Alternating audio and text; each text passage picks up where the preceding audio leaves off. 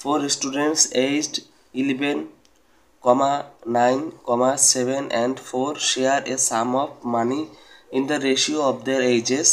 If the youngest student receives টাকা 1020, what is the sum of money? তাহলে এখানে সবথেকে ইয়ংগেস্ট যে আছে তার বয়স হচ্ছে 4। তাহলে বয়স 4-এর অ্যামাউন্ট যদি 1200 হয় তাহলে তার 1:1 অনুপাত হবে 300। তাহলে 1-এর অনুপাত যদি 300 হয় তাহলে যার 7 বছর তার হবে 300 গুণ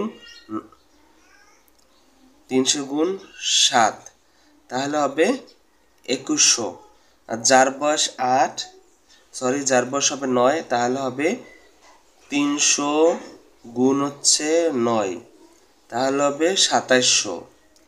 যার বয়স হচ্ছে 11, তার হবে 300 গুণ 11, তাহলে হবে 3300।